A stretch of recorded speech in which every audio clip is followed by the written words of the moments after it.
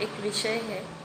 हम सब ने सुना है वो गाना, दीपावली मनाई सुनहानी, मेरे साईं की हाथों में जादू का पानी। ये एक जीवंत सद्गुरु के जीवन काल का एक प्रसंग है, जिसके अंदर एक साधक, जो छोटी साधिका थी, छोटी बच्ची थी लक्ष्मी, उसने देखा कि सब जगह दिवाली मनाई जा रही है शिरडी में, और साईं बाबा की द्वारका माई में तो एक भी दिया नहीं जल रहा है। तो उसकी इच्छा थी कि मेरे गुरु के दरबार में भी दीपक जलाए जाए। और जब वो इस शुद्ध इच्छा को लेकर साईं बाबा के पास में पहुंची, तो देखा साईं बाबा तो एक ध्यान की स्थिति में थे कि जिसका उनको कोई अंदाज़ा नहीं था कि कोई साधिका वहाँ पर आई है इस इच्छा को लेकर। और जब वो लक्ष्मी रोने लगती तो उसका रुदन सुन के साईं बाबा उसको पूछने के लिए आते हैं कि तुम क्यों रो रही हो। तो वो बताती है कि क्या हम गरीब हैं तो हमें दिवाली मनाने का हक नहीं है। साईं बाबा ने बोला ऐसा थोड़ी है, ऐसा तो कुछ नहीं है। तो उसने कहा कि तो फिर हम मना सकते हैं दिवाली। तो साईं बाबा बोले ज़रूर मना सकते हैं। तो उस छोटी बालिका ने बोला कि चलो फिर मैं बनिया की दुकान से तेल लेकर आती हूँ। तो साईनाथ उसको बोलते हैं कि वो बनिया इतना होशियार तो नहीं है कि तेरी ये बात सुन लेगा इतनी जल्दी, तो मैं खुद आता हूँ। तो साईं बाबा उसके साथ में खुद जाते हैं और उस बनिया को बोलते हैं। तब उस बनिया के दुकान पर लक्ष्मी पूजन चलता रहता है। तो उसको बोलते हैं कि तू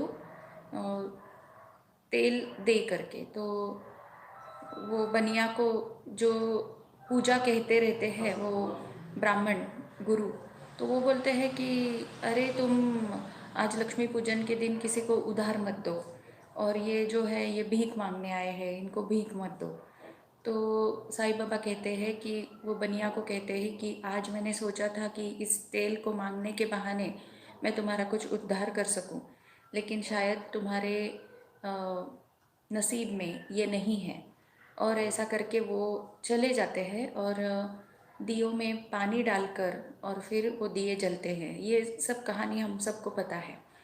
इस कहानी से हम एक बात, सभी साधक एक बात समझ सकते हैं कि जीवंत सद्गुरु की खुद की कोई इच्छा नहीं रहती है, लेकिन जब कोई साधक गुरु कार्य के लिए कोई इच्छा लेके चलता है तो गुरु उसके पीछे हो लेते हैं। जैसे लक्ष्मी की इच्छा थी कि मेरे साईं के दरबार में दिए जले, तो साईं बाबा स्वयं उसके पीछे हो चले।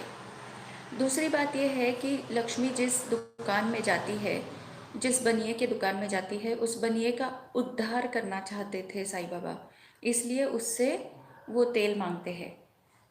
ऐसे ही देखा जाए तो साईं बाबा तो पानी से भी दिए जला सकते थे, लेकिन वो क्यों तेल मांगने गए, ताकि उस बनिया का वो उद्धार कर सके। इसी प्रकार से आज हमारे साथ भी हमारे जीवंत सद्गुरु श्री शिव कृपानंद स्वामी जी हैं, जिन्होंने हमें एक गुरु कार्य दिया है जो गुरु शक्ति धाम बनाने का है। तो क्या हम सबको पता है कि स्वामी जी खुद भी अगर ठान लेते हैं तो विश्व के सारे गुरु शक्ति धाम यूं ही बन सकते हैं, लेकिन वो हम सभी साधकों को उस माध्यम से हम सबका उद्धार करना चाहते हैं। और ये उद्धार वो हमसे, हमारे माध्यम से, वो जो भी हम उसमें राशि दे सके, उस राशि के माध्यम से वो हमें ही गुरु शक्ति धाम से जोड़ना चाहते हैं। तो इस प्रकार से हमें ये समझने की ज़रूरत है कि आज हम एक जीवंत सद्गुरु के सानिध्य में हैं, और जीवंत सद्गुरु हमें कह रहे हैं कि गुरु शक्ति धाम में आपकी ओर से एक ईंट लगे। तो जो साईं बाबा के जीवन काल में हुआ, तब भी लोगों ने उन्हें पहचाना नहीं।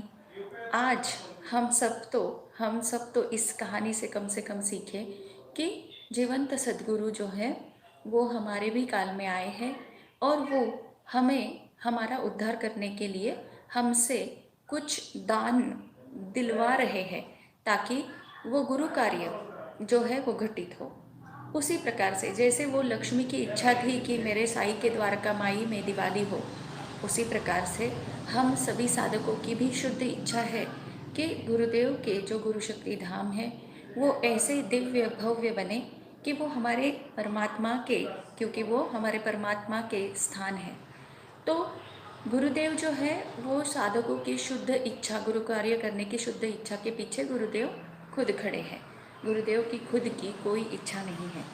तो आज इस वीडियो के माध्यम से सभी साधकों को यही एक दरखास्त करना चाहती हूँ, यही रिक्वेस्ट करना चाहती हूँ कि हम किसके जीवन काल में जी रहे हैं वो हम पहचानें और हमारे इस गुरु कार्य से हम जुड़ जाएं। जय बाबा साहब।